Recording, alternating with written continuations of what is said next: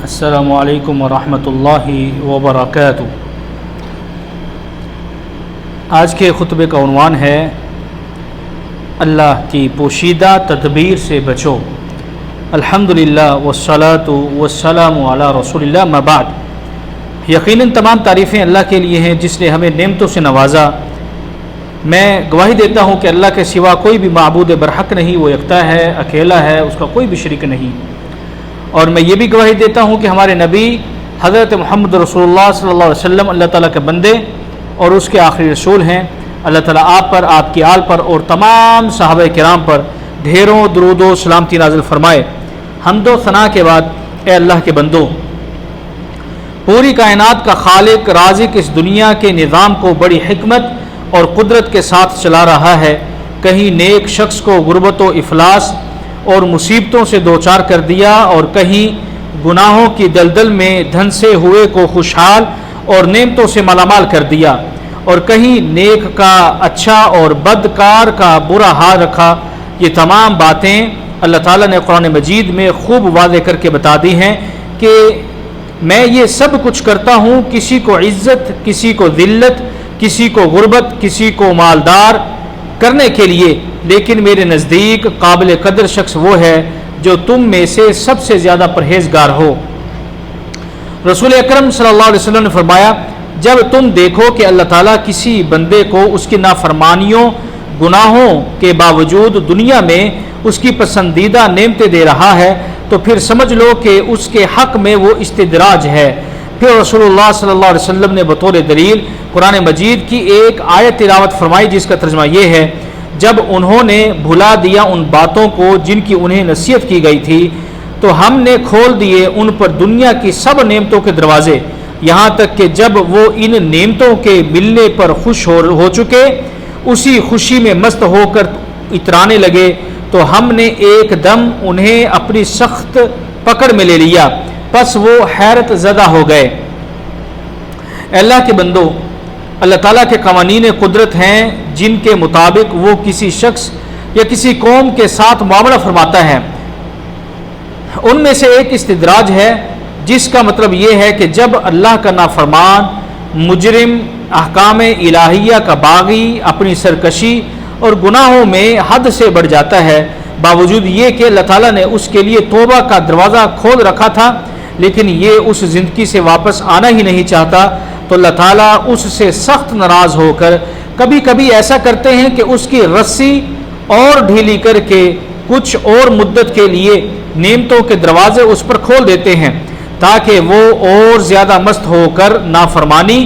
اور سرکشی میں بڑھ جائے اور سخت سزا پائے۔ ایسے معاملے کو استدراج کہتے ہیں۔ گزشتہ حدیث جو آپ نے سنی، اس حدیث سے یہ بات معلوم ہوئی کہ جب کسی گنہگار بندہ یا کسی گنہگار قوم یا گروہ کو مجرمانہ اور باغیانہ زندگی گزارنے کے باوجود خوب خوشحالی اور نعمتیں مل رہی ہوں اور عیش و عشرت سے زندگی گزار رہے ہوں، تو سمجھ لینا چاہیے کہ اللہ تعالیٰ ان کی رسی کو مزید ڈھیل دے رہا ہے اور ان کا آخرت میں انجام اچھا نہ ہوگا۔ رسول اللہ صلی اللہ علیہ وسلم نے فرمایا، تم کسی بدکار پر کسی نعمت اور خوشحالی کی وجہ سے ہرگز رشک نہ کرنا، تمہیں معلوم نہیں کہ مرنے کے بعد اس پر کیا کیا مصیبتیں پڑنے والی ہیں۔ اللہ تعالیٰ کے ہاں ان کے لیے ایک ایسا قاتل ہے جسے کبھی موت نہیں آئے گی۔ رسول اکرم صلی اللہ علیہ وسلم کی مراد اس قاتل سے دوزخ کی آگ ہے۔ اللہ کے بندو، بسا اوقات ایسا بھی ہوتا ہے کہ ایک نیک شریف پابند نماز و روزے اور تکلیف میں زندگی بسر کر رہا ہوتا ہے، جب وہ ایسے شخص کو دیکھتا ہے جو بدکار بھی ہو، نماز روزے سے اسے کوئی سروکار نہ ہو، لیکن وہ عیش و آرام کے ساتھ زندگی گزار رہا ہوتا ہے، تو اب شیطان اس نیک شخص کے دل میں طرح طرح کے وسوسے ڈالتا ہے، اور کچھ نہیں تو کم از کم اس کے دل میں اس کے بارے میں رشک پیدا ہو جاتا ہے۔ تو اس پر بھی رسول اکرم صلی اللہ علیہ وسلم نے خوب اچھی طرح خبردار کیا۔ فرمایا، ایسے گنہگار آرام و راحت میں زندگی بسر کرنے والے کی حالت تو اس طرح ہے جیسے پھانسی پانے والے مجرم کو 2-4 دن پہلے اس کے آرام کا خیال رکھا جائے، اس کی خواہشات کو حد المقدور پورا کرنے کی کوشش کی جائے۔ اگر اس حقیقت کی سمجھ ایک نیک شخص کے دل میں پیدا ہو جائے تو کبھی اس قسم کے خیالات اس نیک شخص کے دل میں نہیں آئیں گے۔ اے اللہ کے بندو، یہ بات یاد رکھنے کے قابل ہے کہ اگر نیک شخص کو نعمتیں مل جائیں تو یہ اس کے لیے آزمائش ہیں،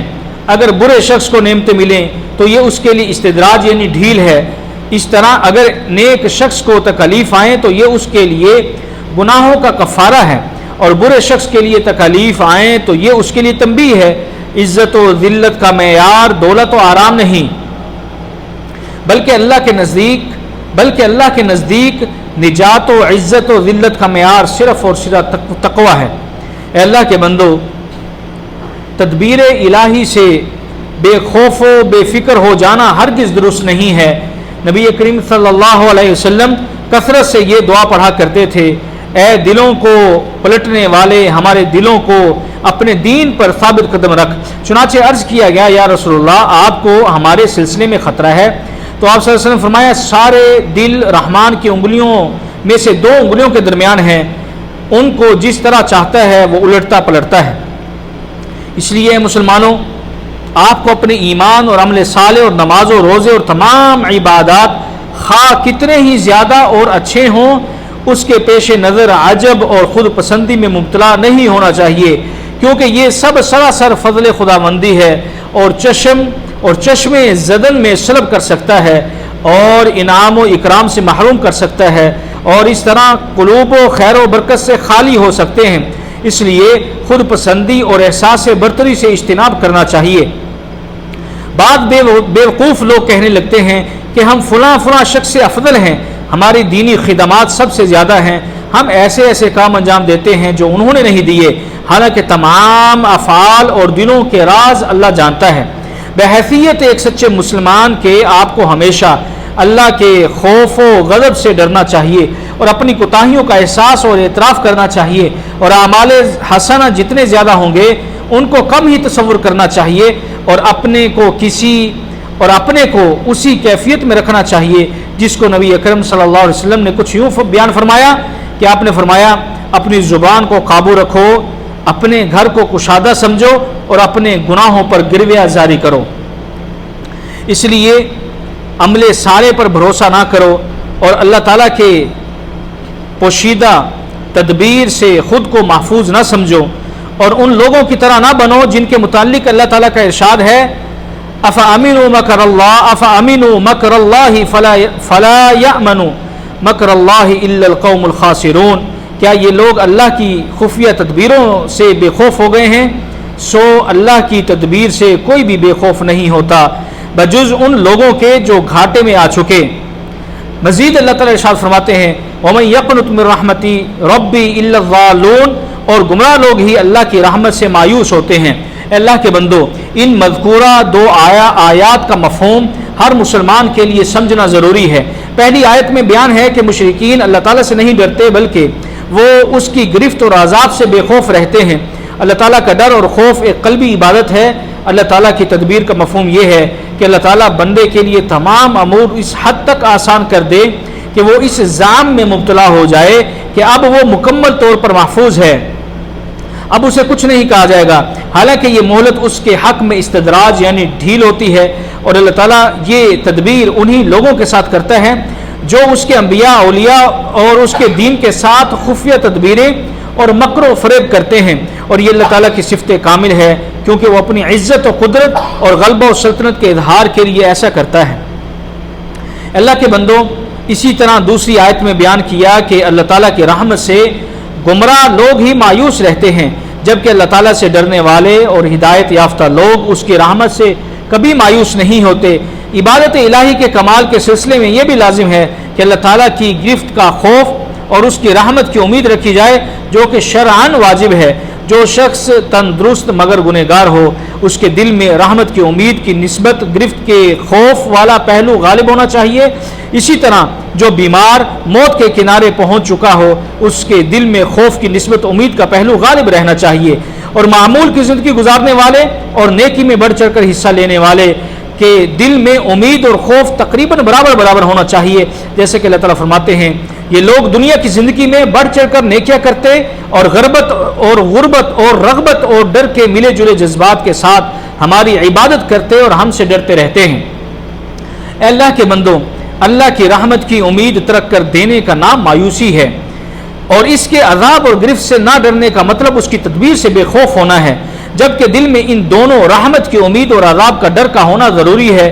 اور دونوں کے دل سے نکل جانے یا اس میں کمی واقع ہونے سے توحید میں نقص اور کمی واقع ہو جاتی ہیں۔ اللہ کی رحمت سے نا امیدی اکثر لوگوں میں پائی جاتی ہے۔ لفظ رحمت عموماً اللہ کے انعامات کے حصول اور آفات سے محفوظ رہنے پر بولا جاتا ہے، جبکہ رحمت سے اللہ کی وہ خصوصی مہربانی مراد ہے جس کے ذریعے مصائب سے چھٹکارا ملتا ہے۔ اللہ کے بندو، حضرت عبداللہ ابن عباس رضی اللہ عنہما سے روایت ہے کہ رسول اللہ صلی اللہ علیہ وسلم سے دریافت کیا گیا کہ کبیرہ گناہ کون کون سے ہیں، تو آپ صلی اللہ علیہ وسلم نے فرمایا الاشراک باللہ والیاس من روح اللہ والامن من مکر اللہ،